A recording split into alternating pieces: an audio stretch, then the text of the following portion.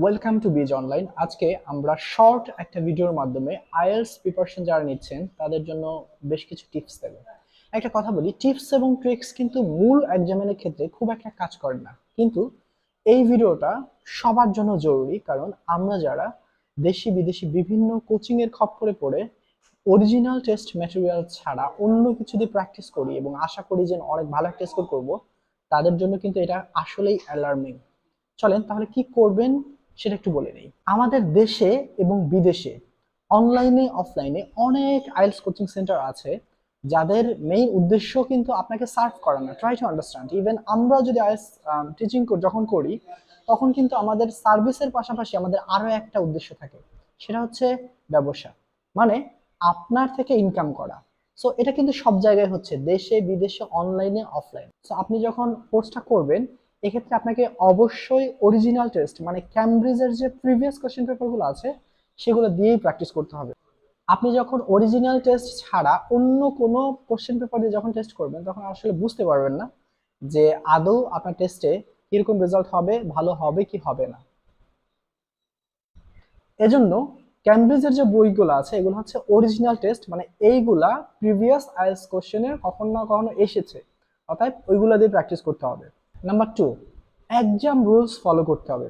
Exam rules follow মানে ঘন্টা সময় নিয়ে কোশ্চেন সলভ করি, কিন্তু এটা কখনোই করা যাবে না।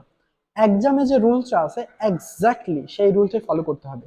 অর্থাৎ যতটুকু সময় পরীক্ষায় দেয়া থাকে ঠিক ততটুকু সময়ের মধ্যেই আপনাকে এই কোশ্চেনগুলো সলভ করতে হবে। এতে করে আপনার ব্রেইন যে প্রেশার নেওয়ার মতো অবস্থা সেটা তৈরি হয়ে যাবে। কিন্তু আপনি যদি দীর্ঘ সময় বসে আইএলটিএস পরীক্ষা দেন এবং বাসায় বসে প্র্যাকটিস করেন তখন কিন্তু আপনি আসলে এক্সাম হলে গেলে তখন আর এভাবে পারফরমেন্স করতে পারবেন না।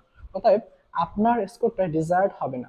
সো আগে থেকে একদম এক্সামের রুলসগুলো ফুললি অনুসরণ করে তারপরে প্রিপারেশন নেওয়া উচিত, এবং যাতে করে আপনি পরীক্ষার সময়ও সেম জিনিসগুলাই ফেস করেন এবং নতুন কোনো প্রবলেমের মধ্যে পড়তে না হয়। নাম্বার 3, যখন আপনার উত্তর করা হয়ে যাবে তারপরে ওই প্র্যাকটিসটাকে অবশ্যই ক্যামব্রিজের উত্তর শিটের সাথে মিলিয়ে নিতে হবে এবং এরপরে এক্সপ্লেনেশন দেখতে হবে, মানে আপনার যেগুলো ভুল হয়েছে সেগুলো কেন ভুল হলো এবং কি করলে এটা আরেকটু ইমপ্রুভ করা যায়। যেমন আইএলটিএস এর অনেক ক্ষেত্রে হয় কি, যেমন লিস্টিং এর কথা যদি আমরা বলি তাহলে লিস্টিং এর যে অপশনগুলো থাকে তার থেকে সেটা না থেকে বিশেষ করে মাল্টিপল চয়েসের ক্ষেত্রে অনেক সময় সিনোনিমস ইউজ করে, সিমিলার টাইপের ওয়ার্ড ফ্রেজ ইউজ করে। সো এটা যদি আপনি অনেক সময় শুনলে আমরা কিছু বুঝতেই পারি না। যেমন আমি যদি কোনো শব্দ শুনতে চাই এটা হয়তো বা পুরো লিসনিং এ বলেই নাই, আসলে ওরকম কোনো একটা সিমিলার শব্দ আমরা যখন লিসনিং শুনি তখন যদি ওভাবে শুনতে থাকি তাহলে আর এই শব্দ আমরা শুনতে পাবো না। এজন্য আমাদের কান এবং ব্রেইনকে প্রিপেয়ার করতে হবে আমরা যাতে সিনোনিমস অথবা সিমিলার ফ্রেজগুলোও শুনে বুঝতে পারি, ধরতে পারি এবং আনসার করতে পারি।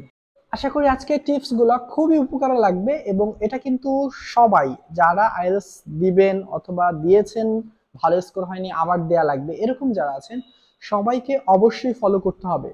Do not follow fake materials for IELTS practice, please do follow the original materials. যারা এখনো পর্যন্ত আমাদের বিজ অনলাইনের চ্যানেলটি সাবস্ক্রাইব করেননি please do subscribe our channel. আর যদি আপনি ফেসবুকে দেখে থাকেন তাহলে আমাদের পেজটা বিজ বিডি ইংলিশ ফলো করুন এবং এই ভিডিওটা আপনার ফ্রেন্ডদের সাথে শেয়ার করুন, হয়তো বা ওদের উপকার হবে। Thank you very much.